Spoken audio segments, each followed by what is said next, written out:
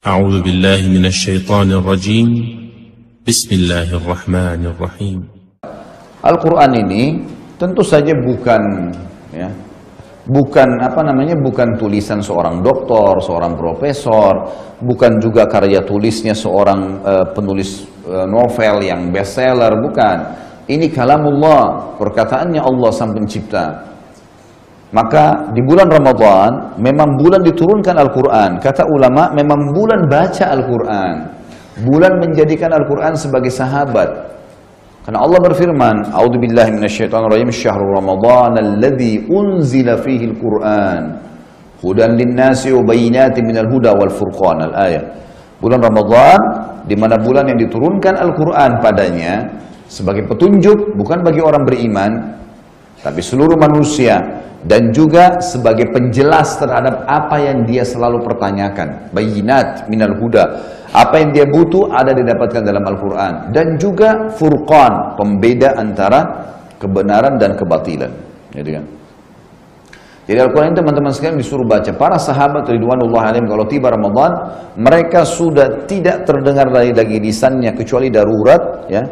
Mereka tidak terdengar lagi dari lisannya kecuali darurat sekali ngomong yang lain itu melainkan Al-Quran. Al-Quran saja mereka baca. Al-Quran ini punya 4 hak dari kita. Yang pertama, membacanya. Faham, tidak faham, khatam. Berurut, Al-Fatihah, Al-Baqarah, Al-Imran, terus sampai surah nomor 1, 2, 3, 4, 5, sampai 114 An-Nas. Urut, baca, ngerti nggak ngerti. Fadilah bacanya sendiri ada, per hurufnya 10 pahala. Dan ini dianjurkan khatam. Para sahabat mengkhatam 3 hari sekali, gitu kan. Memang anjuran Nabi SAW, maka jangan lebih dari 3 hari. Kata Nabi SAW, siapa yang mengkhatam Al-Quran kurang dari 3 hari, maka dia sulit untuk memahaminya. Yang dimaksud adalah orang yang belum terbiasa dan belum memahami Al-Quran. Tentu beda hukumnya kalau orang sudah memahami Al-Quran, ya, maka dia itu beda, punya hukum sendiri. Seperti Utsman bin Affan mengkhatam Al-Quran 30 juz dalam 1 hari, gitu kan? Itu berbeda.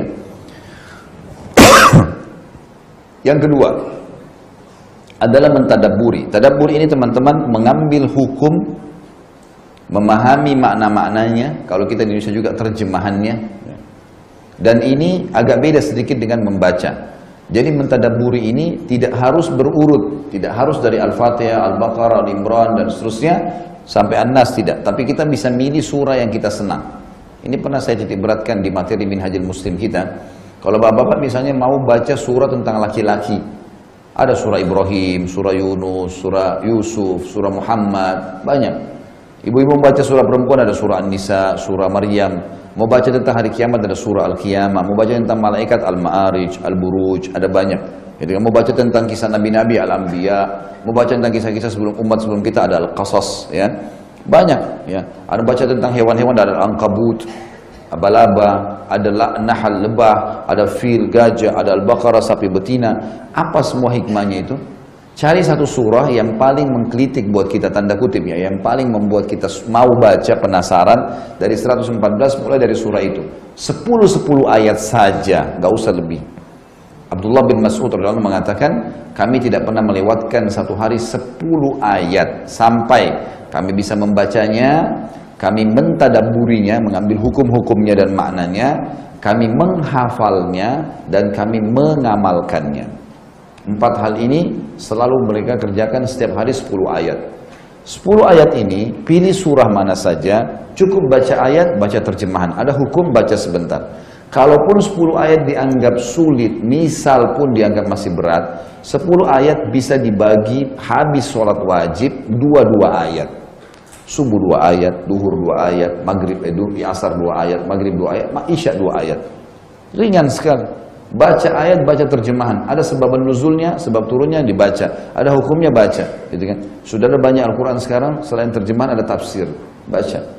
Ini hak yang kedua, tadabbur namanya. Nah, kalau kita menghitung, sebagian pendapat ulama mengatakan ayat Al-Quran itu ada 6.666 ayat. Kalau kita membaca dan mentadabburi teman-teman sekalian satu hari 10 ayat, setiap misalnya tiba Ramadan atau mulai hari ini atau mulai besok misalnya, yang jelas 10 ayat ini kalau kita tadabbur per hari 1 bulan 30 hari kita punya berapa ayat? 300 ayat. 1 tahun 12 bulan berarti kita punya 300 kali 12 3.600 ayat. Insya Allah kurang dari 2 tahun 23 bulan itu kita sudah selesai mentadaburi 30 juz Al-Quran. Hak yang ketiga, ini kan termasuk ayat ya, afala yatadabbaruna Al-Quran am ala qulubin aqfaluha. Tidakkah mereka mentadaburi Al-Quran itu, baca, renungi arti-artinya, atau hati-hati mereka punya kunci-kuncinya atau terkunci. Yang ketiga menghafal. Menghafal metodenya sama dengan tadabbur tadi. 10 ayat, 10 ayat, 10 ayat, berat 10 ayat per hari, 1 kali sekaligus, 2 ayat per habis sholat. Dan bisa digabung antara tadabbur dengan hafal. Selain dibaca ayat, baca terjemahan, lalu hafallah 10 ayat itu. Habis sholat 2 ayat. Berarti kita punya 10 ayat per hari. Kalau kali 1 bulan, 300 ayat. Kalau kita pilih surah-surah yang 30 ayat seperti Al-Mulk dan yang sejenisnya, maka berarti kita punya di Ramadan, kalau 30 hari, 1 hari 10 ayat dihafal, kita punya 10 surah baru. Gitu kan? Baik, 1 tahun 360 ayat, 23 bulan, kurang dari 2 tahun sudah hafal 30 juz Al-Quran. Dan tidak usah terbawa dengan waswas syaitan. Nanti lupa, susah, itu syaitan semua. A'udzubillahi minasyaitonir rajim. Tidak ada orang hafal 30 juz, lupa 30 juz, nggak ada. Orang lupa 1 ayat, 2 ayat, penyambungnya, bukan. Imam Haram aja sudah hafal dari kecil, bisa lupa kadang-kadang diingatkan sama teman-temannya kalau lagi sholat. Padahal sudah tiap hari mereka muraja, ngulangin. Wajar manusia lupa, kan gitu. Tapi tidak ada orang lupa semuanya. Maka ini kesempatan, bulan Ramadan kesempatan, bulan Al-Quran.